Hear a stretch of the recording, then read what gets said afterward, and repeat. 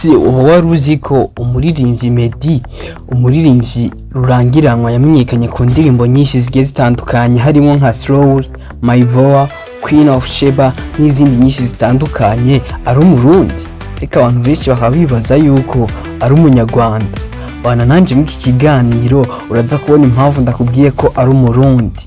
Ndakubwira mwe mu mabanga utaruzi ko umuririmbyi wacu Meddy abenshi bamuzi ngo n'umunyarwanda ariko avuka mu gihugu cy'u Burundi. Ndabaramukije nongira ndabaha ikaze ku YouTube channel yanje, ukaba uri mushasha kanda subscribe kugira uzozubana nanje mu biganiro bitandukanye zoza ndabishikiriza bijanye na entertainment.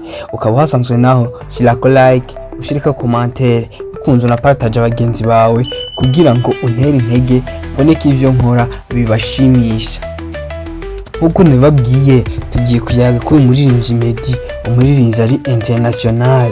Uyu muririmbyi rero mugiye kumenya byinshi mutari muzi, mugiye kumva ivyo amatwi yanyu atari bwigere yumva.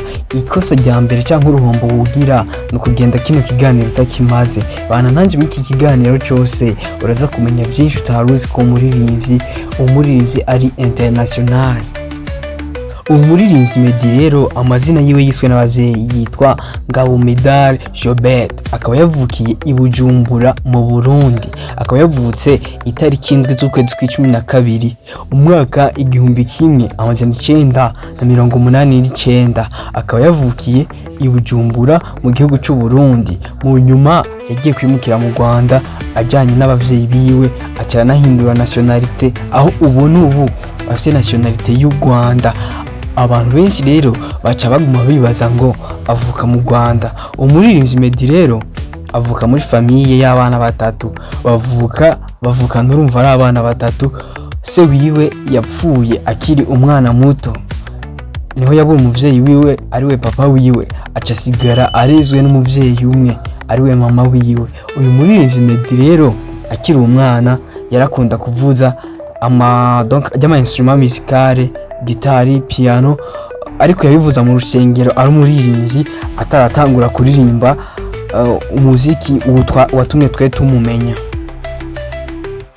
Reka rero tubandanye ndababwire urugendo rwiwe rw'umuziki, umuziki watumye twebwe tumumenya, ndetse ndababwire namwe mu makuru ajanye n'ubuzima bwiwe bwite. Umuririmbyi Meddy mu mwaka wa 2008 ushira umwaka wa 2009 niho yatangura kumenyekana, aho yari ari mu itsinda canke mu mugwi witwa Super Level. Uwo mugwi yari arimwo warimwo abaririmbyi bagiye batandukanye mwakunze nabo nyene, aho ndavuga nka Kitoko, ndavuga nka Riderman, ndavuga nka Lirigi. Abo ni bamwe mu bantu bari kumwe mu iryo tsinda ryitwa Super Level, aho bono mugwi abantu benshi bari bawuzi.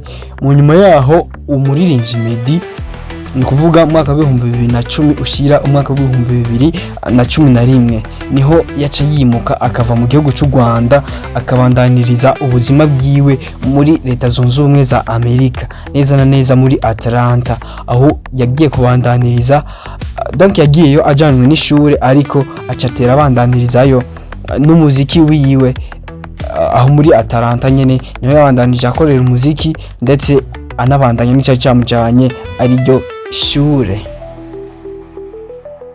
Inyuma yaho mu mwaka wa 2011 nyene uyu Meddy yagiye gukora mariage yabereye muri Leta Zunze Ubumwe za Amerika nyene i Texas, neza na neza ahantu hitwa Dallas, aho yakoze mariage n'umugore w'umunyethiopiyakazi ariko afise nationality ya Amerika, no kuvuga afise nationality yuko ari umunyamerika.